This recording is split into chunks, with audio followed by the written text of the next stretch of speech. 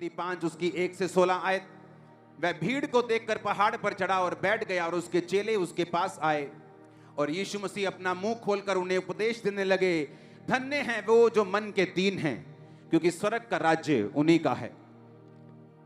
स्वर्ग का राज्य जिसमें बीमारी नहीं, स्वर्ग का राज्य जिसमें तकलीफ नहीं, जिसमें रिजेक्शन नहीं, जिसमें आंसू नहीं, जिसमें पेन नहीं, जिसमें अंधेरा नहीं, जिसमें डर नहीं, जिसमें डिप्रेशन नहीं। और ये परमेश्वर का राज सिर्फ स्वर्ग पे शुरू नहीं होता, जैसे ही आप जीसस क्राइस्ट को मानते हैं ये धरती पर शुरू होता है। अपने पड़ोसी को बोलो स्वर्ग का राज्य, बोलो अपने पड़ोसी को स्वर्ग का राज्य उन लोगों का है जो मन के दीन हैं। आमीन। कहता धन्य है वो, धन्य का मतलब ब्लेस्ड, हैप्पी, खुश, आनंदित, वो हैं जो मन के दीन हैं। मन के दीन का मतलब क्या? पहला शब्द देखेंगे इब्रानी भाषा में, यूनानी भाषा में मन का दीन होना क्या है? इसका मतलब है पुअर होना, बेगर होना, भीख मांगना मन में। मैंने आपको पहले क्या बताया था, ध्यान से सुनना। दो तरह की सोच है परमेश्वर की,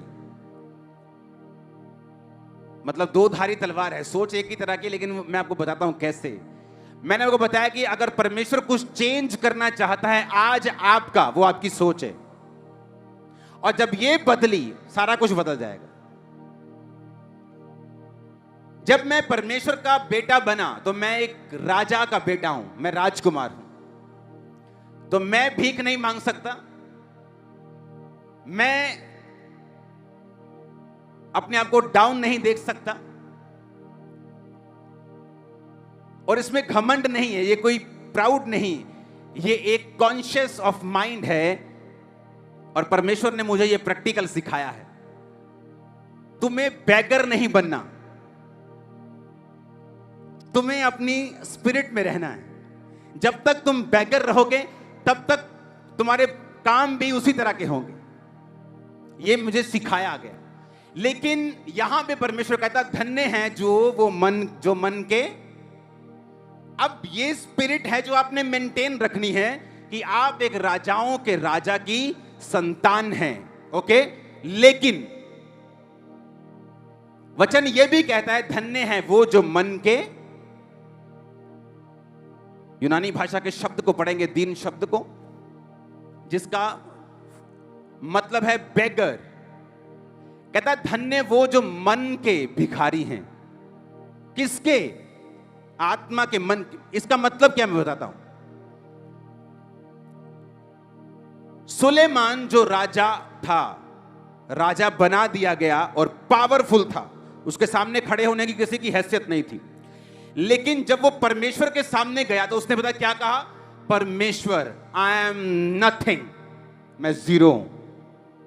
खुदा बाप मुझे बुद्धि चाहिए, मैं नहीं तो मर गया।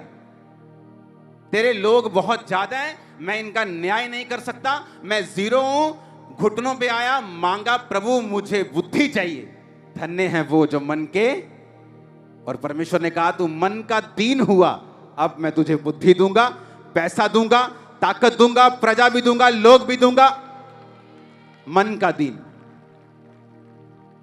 मन के दीन होने का मतलब यह है कि आप इस बात को रिकॉग्नाइज करते हैं कि आपकी सारी ब्लेसिंग का सोर्स सिर्फ और सिर्फ परमेश्वर है।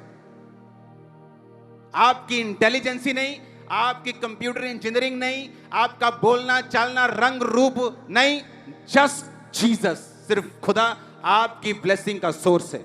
मन का दीन।